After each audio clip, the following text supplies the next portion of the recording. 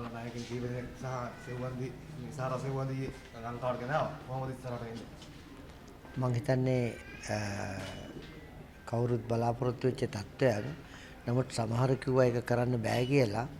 නමුත් ඒ අභියෝගය බාරගෙන අපරාධ පරීක්ෂණ දෙපාර්තමේන්තුවත් අපරාධ කොට්ටාසයත් සහ සමස්ත පොලිස් දෙපාර්තමේන්තුවේ මැදිහත් වීම පදනම් කරගෙන බෑ කියපු කට්ටිය ගෙනල්ලා තිනවා. ඊට අදාළ නිශ්චිත නීතිමය ක්‍රියාමාර්ග ඉස්සරහට කරගෙන යනවා. කොහොමද ඉස්සරහට ගෙනන්නේ? තව කට්ටි ඉන්නවද? දැන් ගෙනල්ලා ඉවරද ඔක්කොම? ඒක ඉතින් ඔවුන්ගේ පාපෝච්චාරණ මත පදනම්ම ක්‍රියාත්මක වෙලා ගොඩක් අපරාධ අහු කරගන්න පුළුවන් වුණා.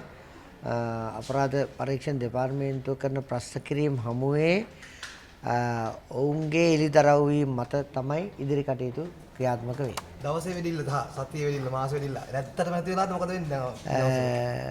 මොනවද ඔයගලන්ට හිතෙන්නේ? පත්තු වෙනවද? දැක්කේ නැත්තම් නෑ හිතන්නේ.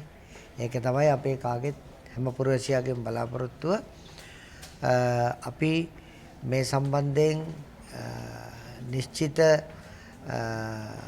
වැඩපිළිවෙලක් පිළිබඳව හිතලා තිනවා ඉස්සරහට.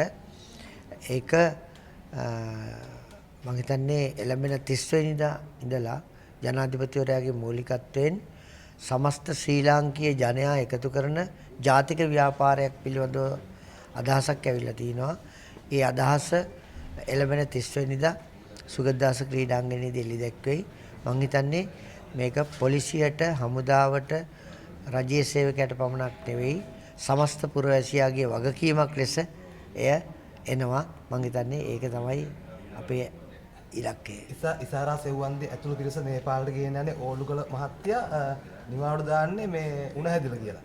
තාමත් ඒ කියන්නේ ඇතුළේ රහස් එළියට යන හින්දාද එහෙම කරලා තියෙන්නේ? එමෙතන උපාය සහ උපක්‍රම තිබිය යුතුයි. මේ සම්බන්ධයෙන් මේ දෙකම වුන් අනුගමනය කරනවා. තාමත් මේ තොරතුරු එළියට යවන නිලධාරීන් ඇතුළේ ඉන්නවා කියලා ඔබ විශ්වාස කරනවද? පොලිසිය වල ඒ කියන්නේ තොරතුරු එළියට පිටට යනවා කියලා. දැන් පහුගිය දවස්වල අපි දැක්කපා. ඒ කියන්නේ මේගොල්ලෝ යන්නේ ඉස්සෙල්ලා වහදාල් කට්ටිය ගෙන්න යන්නේ ඉස්සෙල්ලා තොරතුරු එළියට යනවා. ඔබ කියපු කරුණ අසත්‍යයක්. නමුත් තොරතුරු එළියට ගලා යාම පිළිබඳව අපි සැලකිලිමත් වෙනවා. දැන් තව එක කරනවද? කස්සු වෙනසෙන් පළත කවදා දිනද දැන් මේක අහුලගන්නේ? නෑ ඒ සම්බන්ධයෙන් හර්ෂණ නානායක්කාරගේ අමාත්‍යවරයාගේ මූලිකත්වයෙන් වැඩ කටයුත්තක් යනවා. ඉතා කඩිනමින් ඉස්ස කරලා දෙන්න. දැන් ඊයේත් අපි දැක්ක ගොඩක් තව අයිස් මත්ද්‍රව්‍ය හෙරොයින් එහෙම අල්ලනවා. තවත් තීද රට තුල බඩු එනවද? මේ දේශපාලන සම්බන්ධي කවද්ද එලි කරන්නේ? නැති වෙනකම්ම අල්ලනවා. ඇත්තටම දේශපාලන සම්බන්ධයක් තියෙද මේවට නැද්ද?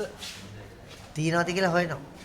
දැන් සපන් ජනත්න එමතුමා නම් කිව්වේ මේවා හොයාගෙන යනවා අගමුල් හොයාගෙන වලවුල මුල් ළඟ තියෙන්නේ කියලා.